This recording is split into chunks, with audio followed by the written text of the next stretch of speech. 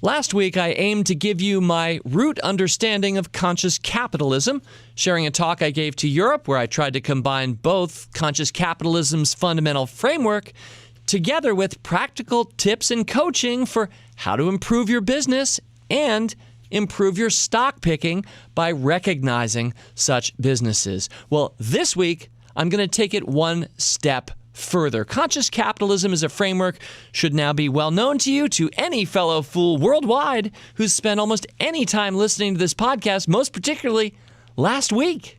But my guest authors this week, Raj Sisodia and Michael Gelb, are here to challenge us further. Think harder, reach higher.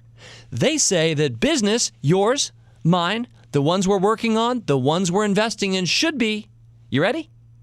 Sources of healing.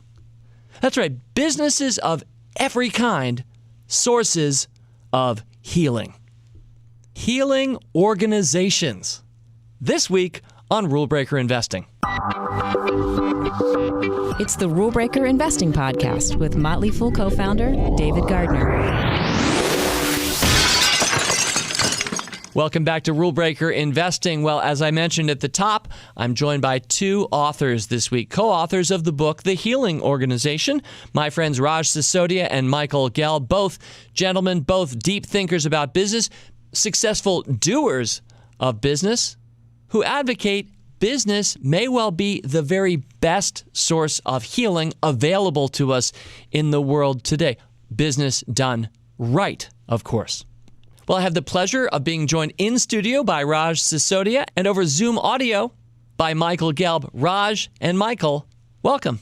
Raj, great to have you in studio, and Michael over the phone. Raj, I'm going to go to you first. So I want to start with the question of a skeptic. Now, I'm not a skeptic for the record, but I can imagine more than a few of my listeners from around the world might be. So, Raj, how can it be that business could be a source of healing in the world? Well, there's a lot of hard-boiled eggs out there who feel they have to be skeptical and cynical about this. I could almost turn it around and say, why do you assume that business should be a source of suffering? Like, how did that become okay? But I think if you think about business and the role of business in a free market society, governments are not supposed to take care of our needs. We create the conditions in which businesses spring up, sensing and meeting each other's our needs, right? So we have the opportunity, but also then the responsibility of taking care of each other through that mechanism of the free market. So when we serve each other and we take care of each other's real needs, that is actually a healing act, if we lead from that energy of actually wanting to take care of each other. I think business is the greatest invention that we've created for us to care for each other at scale. And we have to keep that energy in the forefront. However, if we use other people and view them as a way for us to achieve our personal goals, then we end up using them and probably causing suffering, even though we may not intend to do so. I would say you even say at the end of the book, Raj, quote, "Now more than ever, the purpose of business must be to alleviate suffering and elevate joy by serving the needs of all stakeholders, including employees, customers, communities, and the environment." So you're really going strong toward the purpose of business is to do those things. Yeah, I believe business is fundamentally about healing because it's fundamentally about meeting people's real needs and taking care of people, right? And therefore, when you meet somebody's real need in any area that you choose, you're healing them in that dimension. Right? So I think if all of us do that in all the myriad ways in which we run our businesses and the things that we do, we're engaging in these small acts of healing all the time when we do it that way. And that's going to result in tremendous alleviation of suffering. Unnecessary suffering is what this book is about removing. Right? There is a kind of suffering that can be noble, from which we grow. We can't remove all suffering from the world, obviously. But there's a lot of suffering that is unnecessary, and it's us inflicting it on each other or even on ourselves from ignorance, right? From a sort of lower consciousness way of thinking. And we're definitely going to go towards some stories, some of your favorite stories from the book that illustrate this for our listeners. But Michael, let me welcome you in now. And you both quote Dickens from A Tale of Two Cities early in the book to talk about our age and which path we will take. And because I never get to quote Dickens enough on this podcast, I'm going to requote those famous lines that you have adduced in your book. And I quote, "It was the best of times, it was the worst of times. It was the age of wisdom, and it was the age of foolishness, small f." It was the spring of hope. It was the winter of despair. We had everything before us. We had nothing before us. We were all going to heaven. We were all going direct the other way. So, Michael, you and Raj are saying that business is both the cause and the solution of all the world's problems. Yes. So maybe not so much even the cause as the exacerbator, but also the solution. We quote Dickens, and in the book we also quote the great philosopher Homer, not the Greek Homer, but actual Homer Simpson, one of the great fools, capital F, of all time. and Homer says, alcohol, the cause and solution of all the world's problems. Mm-hmm. And he's funny, but he doesn't have it quite right. It is effectively business that either, if it doesn't cause problems like obesity or the opioid epidemic or gun violence or massive numbers of our citizens who are incarcerated or suicide rates in the United States of America being up 30% in the last 20 years, it certainly exacerbates those problems, and it can also heal those problems, heal those issues by focusing purpose on something beyond just short-term self-aggrandizement, focusing beyond just the doctrine of shareholder value being the supreme guiding principle. And we're all obviously tuned into the fact that the Business Roundtable recently publicly recognized that there must be a better way.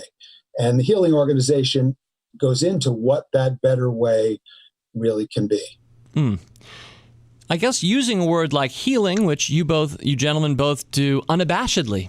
In fact, as Raj just said, what is the purpose of business then, to cause suffering? So we are here to heal, and I can accept that. It does imply that something is broken, that something is wounded, that something needs healing. Now, Michael, you just mentioned a number of bad things that have happened and do happen today in our world, and business, as you say, is at least exacerbating them. Whether or not in some cases it might be causing them is a secondary point and not that important. But is it a natural state of humanity to be broken, to be wounded, and therefore does business rush in to heal? This is the point of the wonderful Dickens quote that we shared earlier, which is that business has uplifted humanity, even unconscious capitalism. If we look at the last 250 years, the world is more prosperous. There are 250,000 people being lifted out of material poverty every single day. Amazing. And this is largely attributable to the effect of capitalism. So as Raj said earlier, this might be humanity's greatest idea, the idea that freedom and the rule of law and opportunity leads to prosperity. That's the genius of Adam Smith in The Wealth of Nations. But as Raj and I emphasize, Smith also wrote The Theory of Moral Sentiments. And that's the side of capitalism that is empathic, that's oriented towards its core purpose, which is healing. And when we say healing, let's define what we're talking about. The word healing means to restore to wholeness. So who doesn't want that? And when business takes the view of concern for all its stakeholders, when we consider our communities, when we consider our employees, when we consider our customers, when we consider the environment, what Raj and others have demonstrated, they've really provided the data, we're going to return more to our shareholders.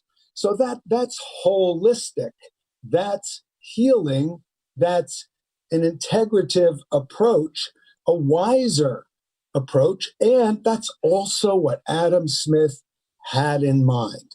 Really well put. And I have to admit, I think I've read a little bit of The Wealth of Nations, but I've definitely not read, it was The Theory of Moral Sentiment?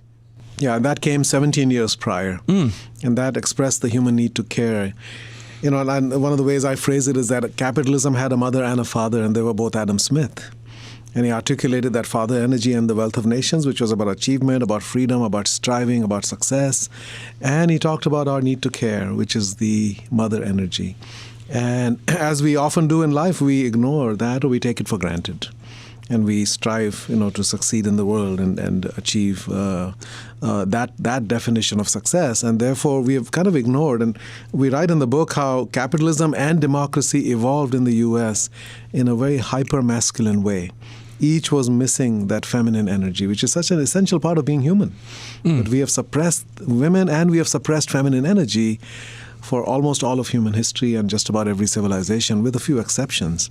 And that has caused enormous suffering. That is what has caused us to use each other, exploit each other, hurt each other, enslave each other, damage each other in a hugely destructive way. Human history is one war after another.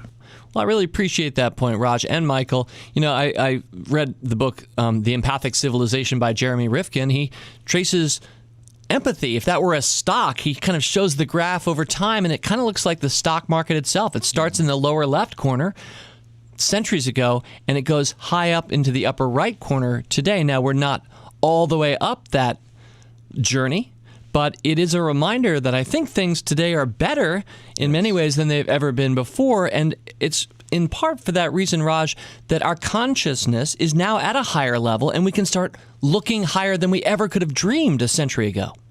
Yeah, absolutely. And the more we become conscious of that, the more actually we can accelerate on that journey. Right? Because we have, for most of human history, most human beings have lived on the edge of survival. And when you're there, you really can't really think about the long term. You really can't think about the impact on others because you're operating in that survival mode. But I think more and more of us, partly and maybe largely due to the rise of capitalism, are now able to think about life in a deeper, richer, more fully human way. And I think we can aspire to so much more. And that's really what our movement, as you well know, you're on the board of Conscious Capitalism and have been there nearly since the beginning. That's what that movement is about. And this, I think, is sort of, for both Michael and I, a logical progression of that way of thinking. Like, how do we take it even beyond what we've talked about as the pillars of conscious capitalism, this idea of healing? All right, so I'm about to ask you each your favorite story, because your book, The Healing Organization, which is just out in the last month, your book is full of stories of transformation and healing, companies large, companies small, from every industry, one story after another. I know you're both wonderful storytellers, so I'm going to ask you to be disciplined and think of your favorite story that you'd like to share. And Michael, I'm going to ask you to go first, especially because I know you are off to the Italian embassy very shortly, so you'll be dropping out of our podcast shortly, so that might be your last hurrah. But before we go to your favorite story, Michael, I do want to just briefly ask Raj, this is something you've poked some fun at over the years. Maybe not fun, you're fairly serious, but at one point in the book, you do take a jab at a very influential author that I think most of us regard as a very good man, probably you too, but maybe he's been missing something. So I'm thinking of Jim Collins, author of many works, but in particular here, Good to Great. You have the gall to subtitle a section in your book, and it reads this. It says, Good to Great isn't either. Raj, please explain. Well, as you said, Jim Collins obviously is a good man. He's done some wonderful work. I mean, I particularly admire Built to Last, the book that he wrote prior to Good to Great, which was about companies that indeed last, they stand the test of time. And they indeed had many of the qualities of what we call conscious companies, right? They had a purpose, they had a social conscience, and they sustained their performance over time. But Good to Great to me was a step backwards because, first of all, the definition of greatness was purely financial. If I recall, the criteria were companies that, after a period of average performance where they kind of matched the market, they entered into an extended period of outperformance by at least 3-to-1 over at least a 14-year period. Which we don't mind at all as investors on the show. Course, we love to find these companies, although we'd like to hold them maybe for longer than that. Right. But you also want to look at how they're making the money, right? So it's not just about the outcome. So 11 companies made the cut based upon those two criteria, right?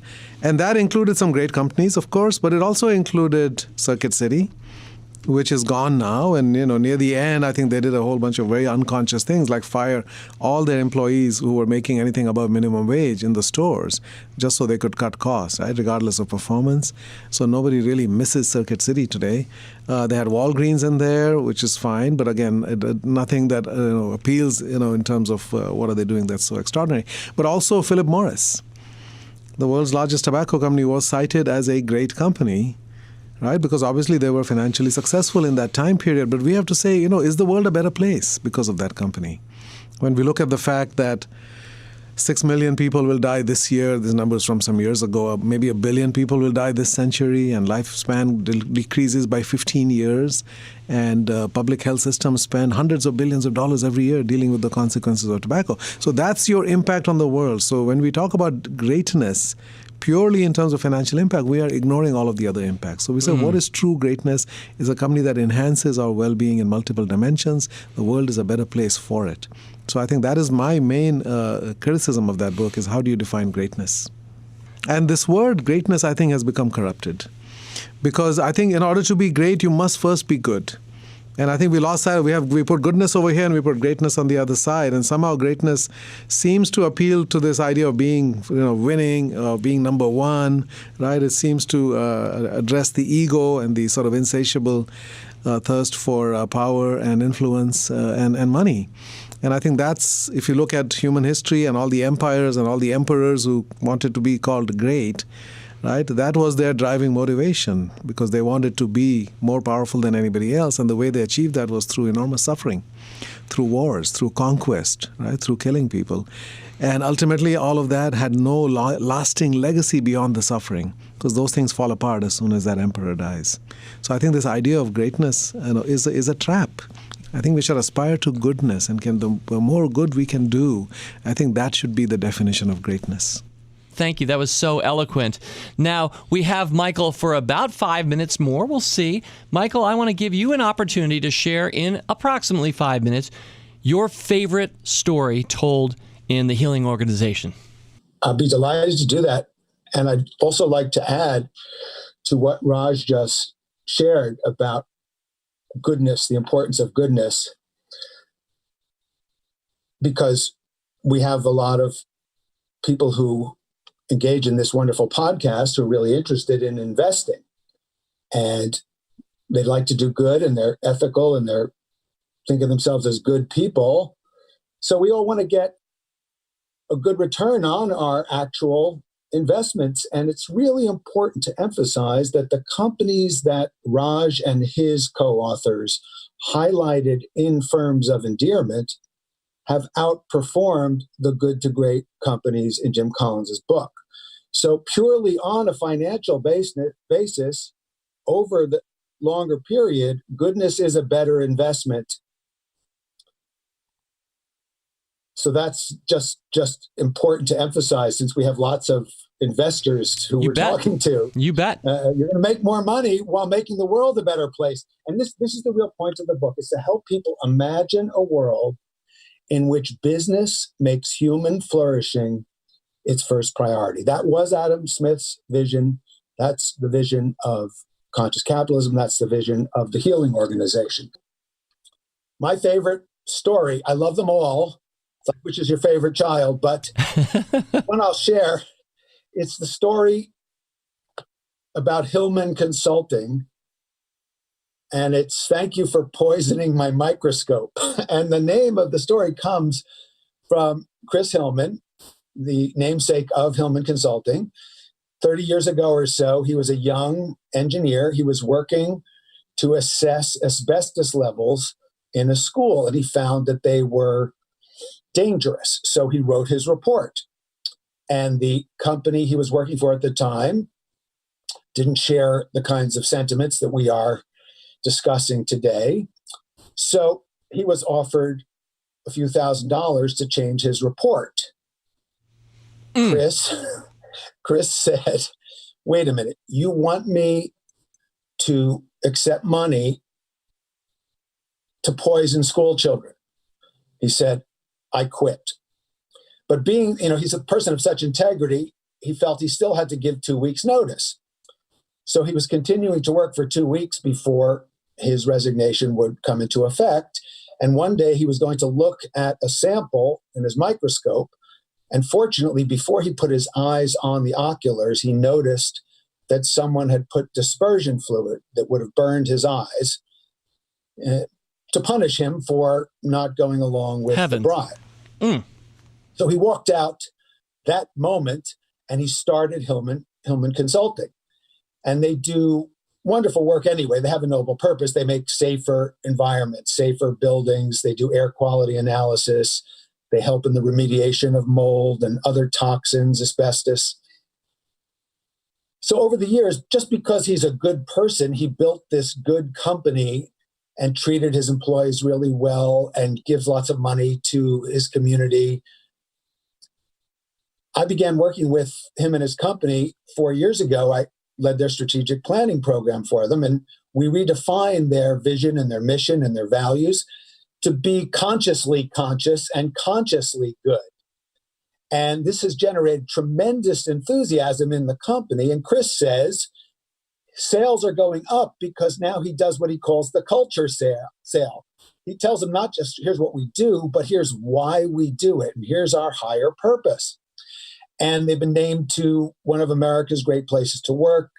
Their growth is up. Their profits are up significantly.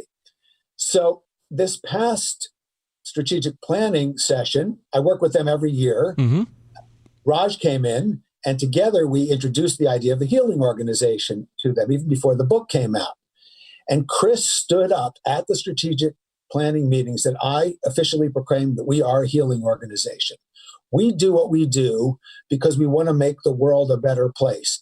And profit is part of what we do. Now, here's a guy who could just sell his company and live on a yacht for the rest of his life, but he loves the idea of helping communities, providing great employment for people, making the world a better place.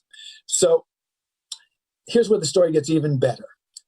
The Healing Organization book comes out, and one of the people who's mentioned in it is a Hillman employee who has just opened their Northern California office. Her name is Stephanie Cesario.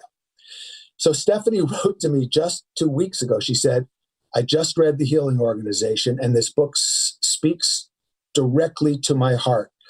She said, I just took over our Northern California office, and I was on my way to a meeting with a client. She said, and I really had to step over the bodies of all the homeless people on my way to the meeting. And I just felt in the depths of my conscience that this is not okay, and that Hillman Consulting is going to lead the way with a consortium of other businesses to help transform and heal this problem in our community.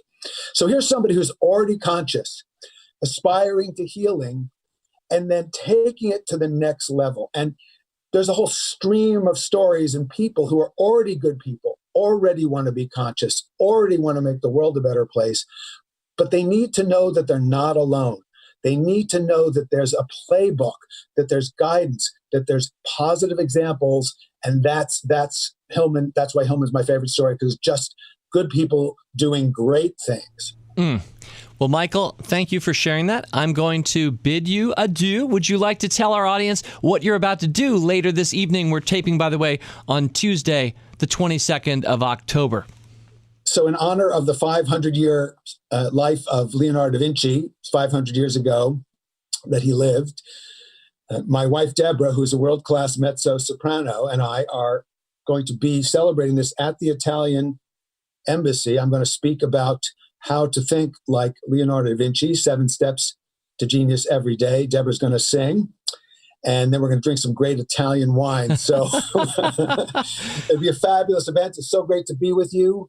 Ciao, arrivederci, see you soon. Thank you, Michael.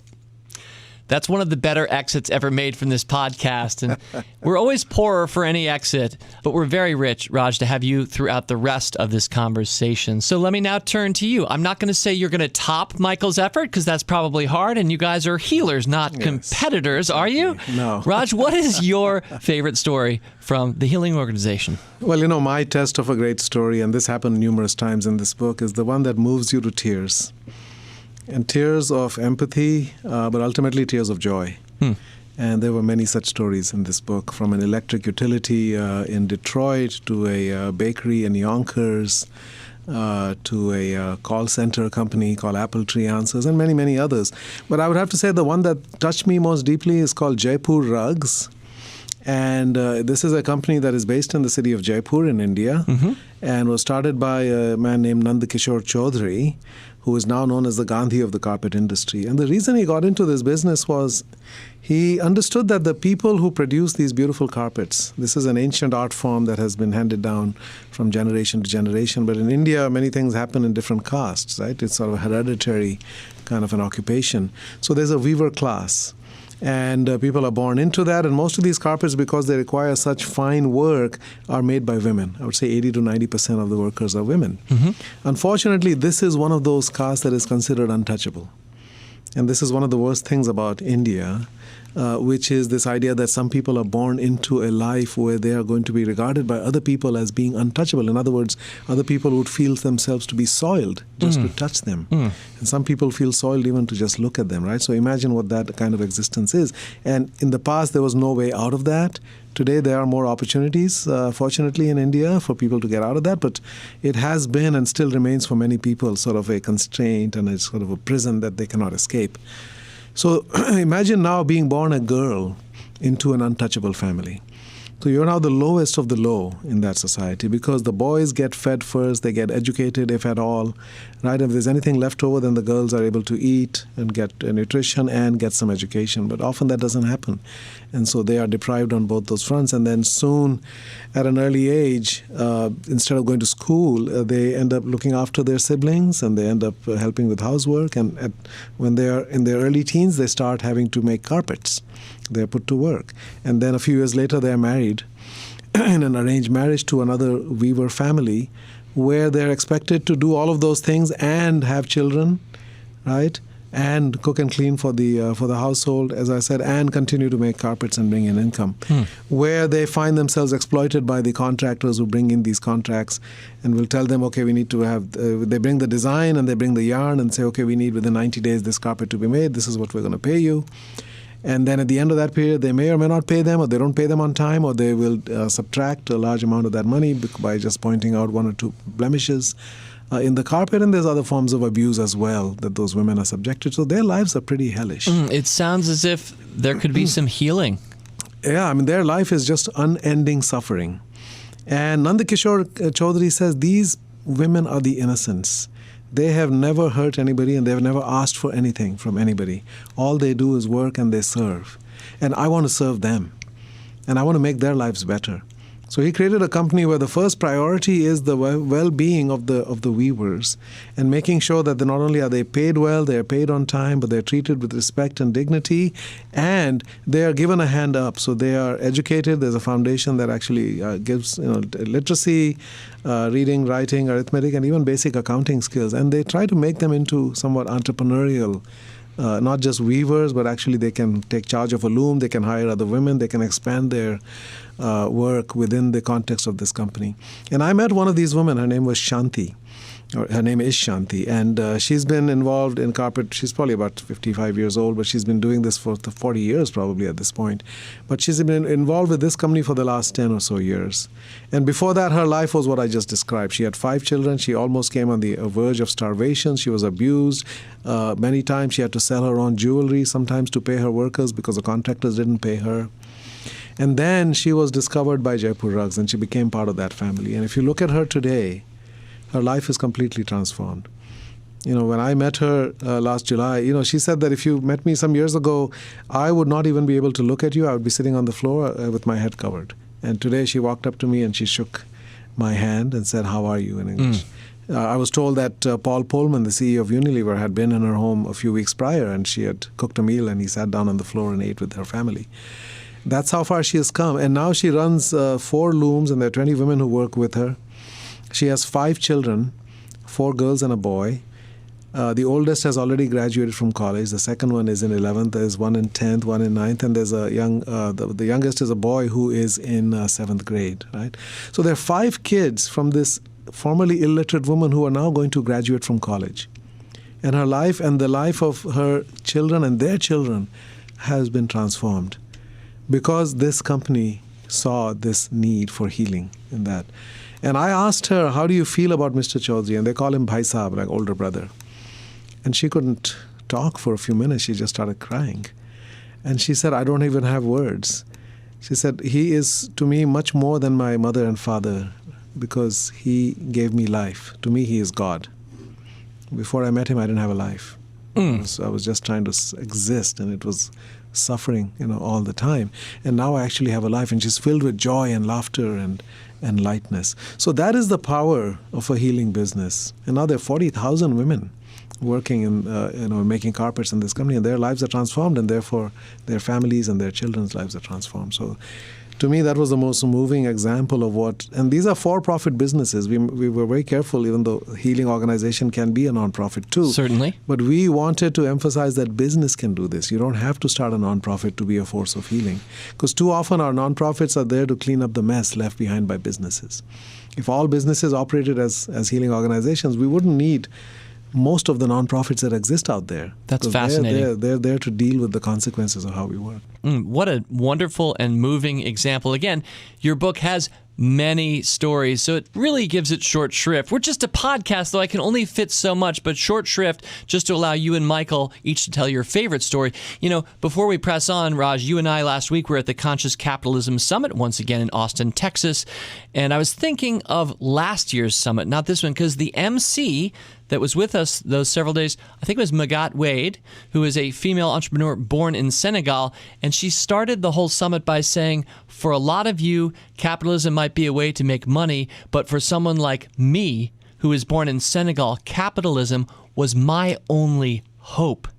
So for a lot of people, I think like Jaipur Rugs is another good example, it's actually their only hope. And often in the developed world, we take for granted that just businesses are around and some of them are good and some of them are bad. But in lots of places in the world, maybe the majority of the world today, Raj, it would be a small miracle for a good healing organization that is a for-profit entity to show up and save people. Yes, it is, because businesses don't have as prominent a role in many societies, and many of them are further behind in consciousness as well. They're kind of emulating the old American model of business, which was profit, shareholder value, or profit-centered and short-term in nature, very financially oriented and very short-term. And one of the interesting things about a place like India is that there's a lot of ancient wisdom that a lot of people have become disconnected from. But if you go back and look at what the ancient, and that's true not only from the Indian tradition, but many traditions around the world, that those lessons about how we should think about leadership, how we think about work, how we think about business, all of those actually do exist in many wisdom traditions. And that was brought home to me when I wrote my book, Firms of Endearment. And one of my professors in Bombay, who I gave it to, once he read it, he said, I'm really enjoying your book, but as I read it, I realized there's nothing new. And I said, what do you mean? For me, this was radically different from everything I had been taught in business school, right? And he said, yeah, everything you're writing here was written 4,000 years ago. It's all there in the Gita.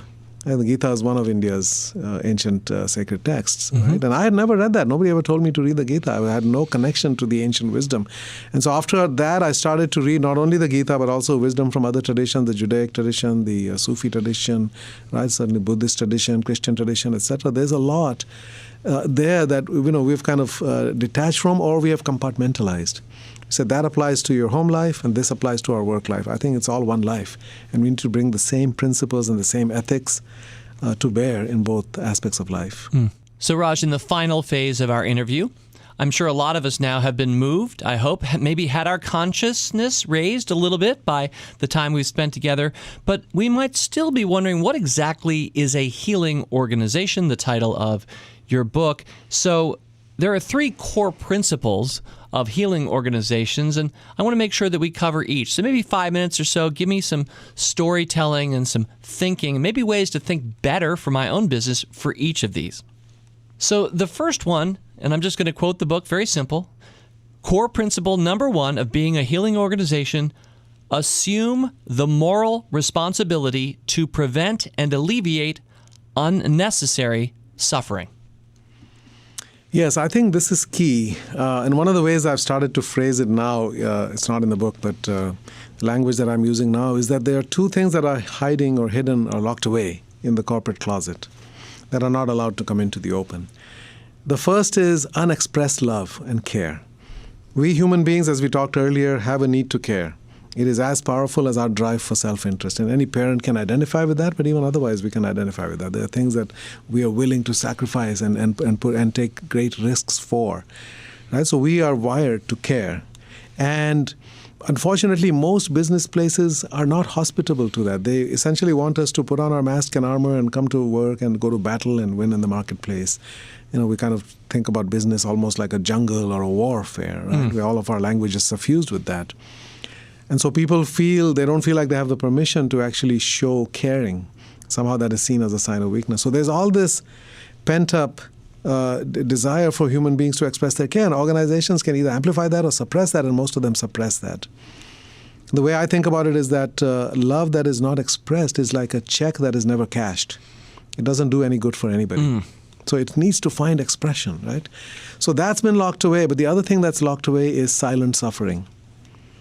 If we could put a thought bubble over the head of everybody that we have in our offices and really understand what's going on in their lives, what their challenges that they are dealing with, right? They might have a mother with Alzheimer's. They might have a child addicted to opioids. They might have all kinds of, there's a million different things that people struggle with. As I say, life is difficult in and of itself.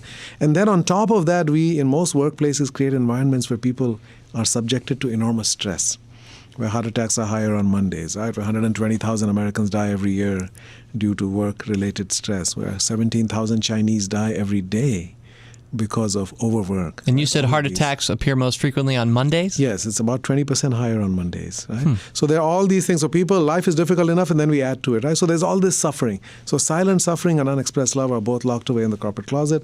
I think what we need to do as leaders is to open that and allow that love to balm and to serve as a balm to that suffering. And that's going to heal both the giver and the receiver. And in some cases, I might be the giver, you might be the receiver, and for something else, it might be the opposite, right? And people heal when they receive that, and people heal when they give that, and people heal when they observe that in somebody else. One of our speakers was Ramon, right? He talked about the poverty alleviation program that FIFCO did in Costa Rica. Ramon Mendiola at last week's summit. He was a keynote speaker. And they found out that a certain percentage of their people, despite being well paid by Costa Rican standards, are still living in extreme poverty. And they decided they're going to actually not rest until each and every family was lifted out of that. So about 3.5% of their people were directly impacted by that, but 97% of people observed that. And their engagement scores went up by about 12% in 1 year. Because Gallup had never seen such an increase, but people really saw what this company stood for, right? So what you do is you create the conditions in which suffering not only is okay for people to share, right? But then so is your ability to do something about it. So those forces, in a way, are liberated. And it's almost like the leader, creates the conditions. It's not like the leader has to solve all of those problems. We create the conditions where people are going to do that for each other, and the company can engage its creative efforts in order to alleviate more and more suffering over time. And when you do that, when you replace suffering with joy, you alleviate the suffering and you elevate joy. And I think that's ultimately what this is about. Yeah, Ramon Mendiola, his company is FIFCO. It is a Costa Rican company, and as you mentioned, Raj, his consciousness raised to such a level that he decided we shouldn't have anybody at this company who is in extreme poverty. And somewhere, as you mentioned, 3.5%. He told a great story of healing, frankly, at last week's summit, and there were many others. And a lot of them featured in your book, as Ramon is as well. So thank you for covering that first core principle, Raj. The second core principle that you and Michael put out for healing organizations. This one I'm going to have a little bit of a bone to pick with, but I think we'll both understand each other. You assert that core principle number 2 is recognize that employees are your first stakeholders. So I read that, and I have to admit, I walk around our office often saying all of our stakeholders matter. So in the end, it's kind of a bunch of ties, and tie goes to this or that. But I always think that the purpose of a business is to serve customers. Otherwise, the business wouldn't exist. So I would have said that customers first. I realize a lot of employee abuse can happen if you have a customers purely first mentality. But anyway, Raj, just to get back to your principle, you say recognize that employees are your first stakeholders. Yeah, so I think, this is a debate we often have in conscious capitalism, right? Of course, all stakeholders matter. And I like the way Doug Rao frames it in terms of customers and employees. Most people would put those two up near the top. The former president of Trader Joe's, Doug Rao. Yes, who was our CEO of Conscious Capitalism, Inc. for a number of years. And he said they're like the wings of a bird. Right, customers and employees are like the wings of a bird, and without one of those wings, you don't really fly very well, right? I think what we mean here is that healing needs to begin at home. You can't give what you don't have, And if you're not focusing on the well-being of the people whose lives are most greatly impacted and who have the most invested, more than investors, actually employees have a lot more invested in the company, right? And they're spending most of their waking hours there. They are being impacted physically, mentally, emotionally, spiritually, and socially by what goes on at work. Not only are they being impacted, their children are being impacted, their relationships are being impacted. All of that is a consequence of the experience that they have at work. And unless we heal that, everything else that we may try to do wonderful things for customers. And I think there are many companies where I would say there's kind of a tyranny of the customer when we say things like the customer is always right. Well, I'm sorry, customers are not always right. I certainly agree with that. Right? So we have to look at our employees and the fact that their lives are going to be impacted so much by us, and not only them, like some of the companies that we have in the book, like JBN Consulting out of Atlanta, they not only treat the employee as extremely important stakeholder and perhaps the most important, but also the children of those employees. The children of the employees, also stakeholders. Are considered stakeholders. And some of these companies go as far as to have families evaluate them annually, right? To say, how are we doing? How are we impacting your lives? I love that idea. There's another company called Menlo Innovations in Ann Arbor, Michigan, right? Which also is all about joy. And they started a practice some years ago, somewhat accidentally, of not only allowing people to bring their babies to work, but actually making that a practice, right? So 26 babies have grown up in that office, right? And it's created a workplace of joy. So I think that's the spirit in which we say that, not to denigrate other stakeholders, but to say that healing must begin at home, right? And if you don't do that, then nothing else ultimately will be truly able to heal, because you're going to ask people to give something they don't have. And you need to make sure that they're okay. You have to operate, you have to fill your cup before you can start filling other cups. Yeah, put on your oxygen mask first, and I understand. Exactly. And I certainly get that. And it is also true for most businesses, not every, but the vast majority, you're paying your employees far more than any single customer is paying you. So if you do the math of it, it probably makes sense. So I like Doug Rau's two wings of a bird anyway, because they count for almost everything together. But that would itself be a misnomer, right, Raj? Because it's not just two stakeholder groups. It's your partners and suppliers. It's the earth in some cases, or your community. Yeah, and I think communities, the planet, the environment, that's becoming really more and more urgent now as a stakeholder to think about. And I've actually also started saying society is the ultimate stakeholder. We have to be on the right side of society. We cannot be adding to the problems in the world. We need to be part of the solution. Every single business needs to be part of alleviating challenges that we face at a societal level as well. And when we do it in our micro context at work, but we also have interfaces in multiple ways with communities and with society, and we need to make sure that we're having a positive impact. I talk about having business be done with a spectrum of positive effects, because we create or we can destroy at least 8 kinds of wealth through our businesses. And traditional businesses have always said we're about profit maximization, and everything else therefore is a side effect. And unfortunately, side effects tend to be negative. And what we say is there's no such thing called a side effect. You do things and these are the effects. And just because you put it in fine print or say it really fast doesn't make it less important.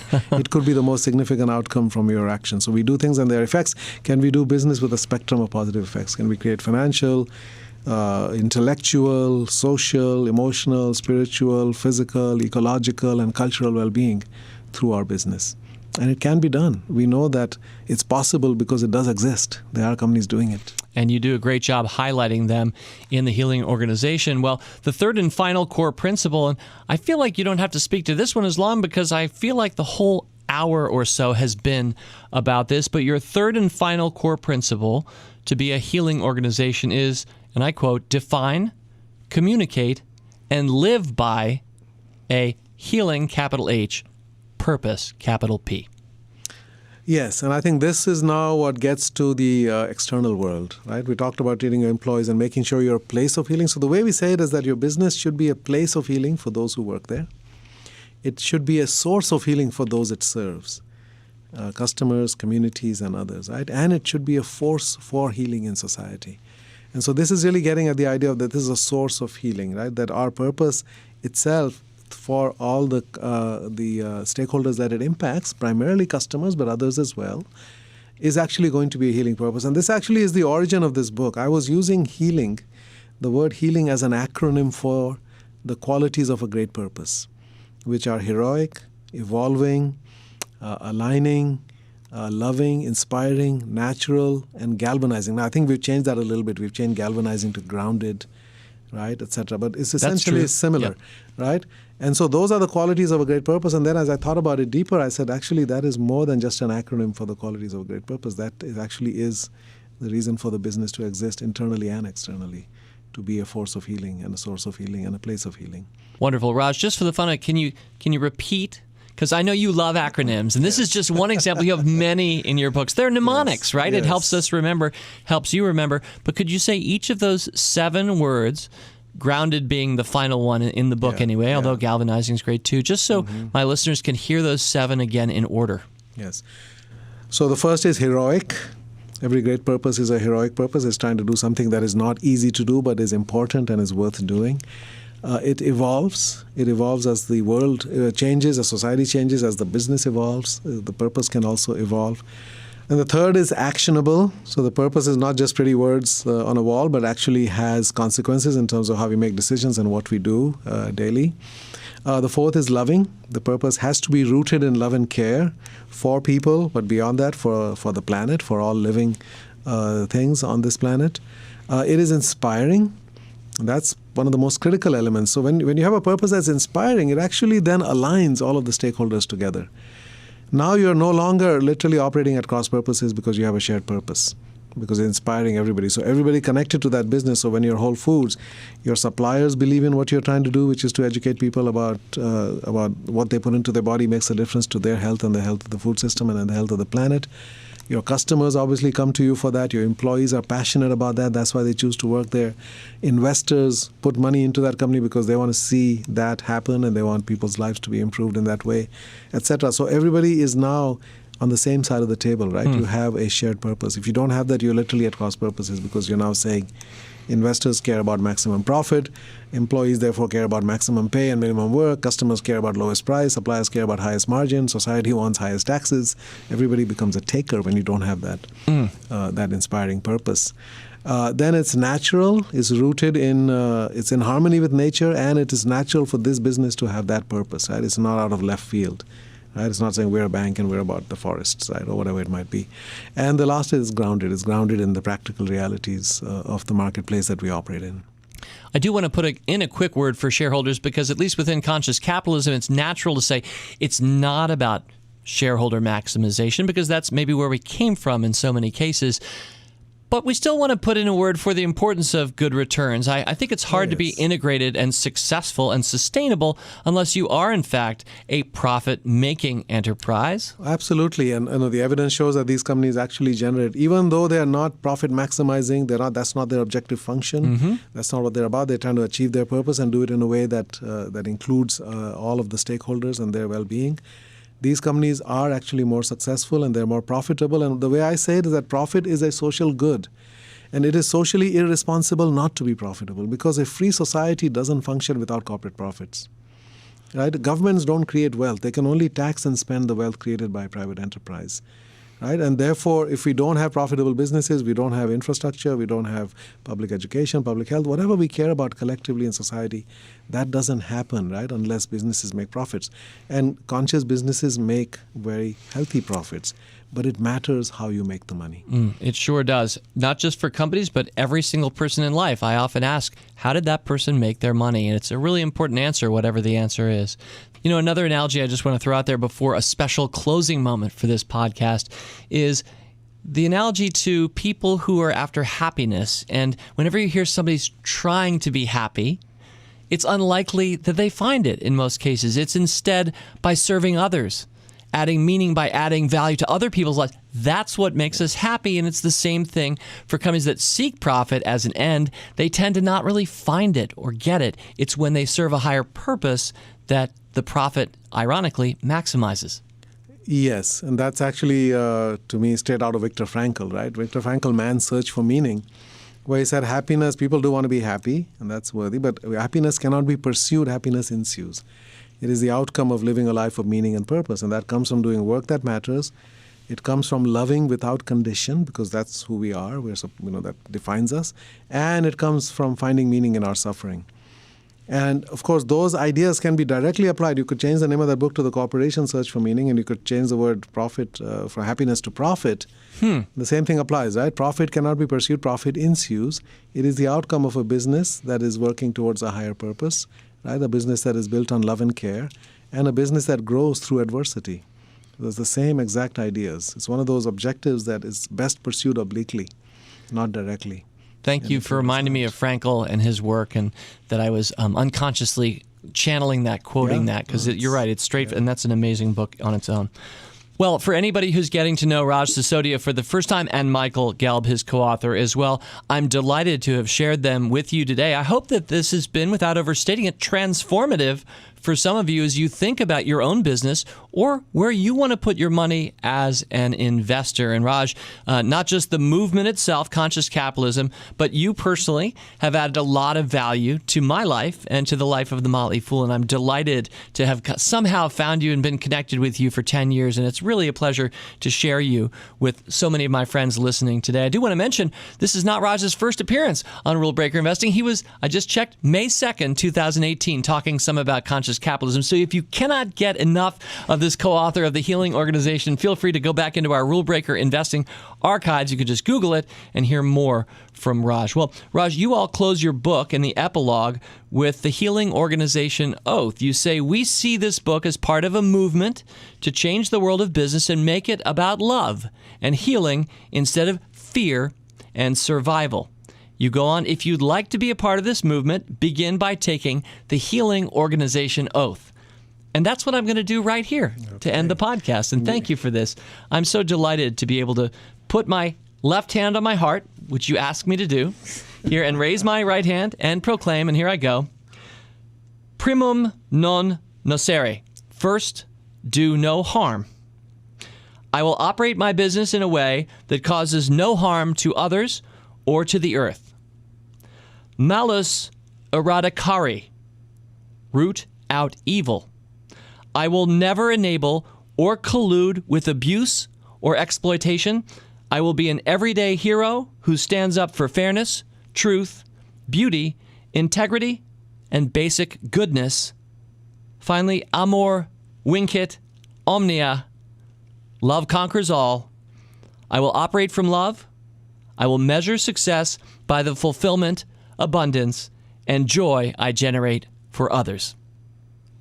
Amen. Thank you. Thank you. Thank you, Raj. And you had witnesses here. I had a lot of witnesses, far more than I had at my own, for example, marriage ceremony, where I swore another oath, arguably as or more important. But Thank you, David. Yes. That means a lot to us. Thank you very much. And this is available on page 235 of Raj and Michael's book, The Healing Organization. If you're moved to make it all the way through, I hope you will. You'll find that oath. And I think that the more businesses and organizations, for-profit and not-for-profit, that can raise their hand and say that in front of their employees or the world at large, all of their stakeholders, the better this world gets. So, Raj, I want to thank you and Michael again for being with me this week on Rule Breaker Investing.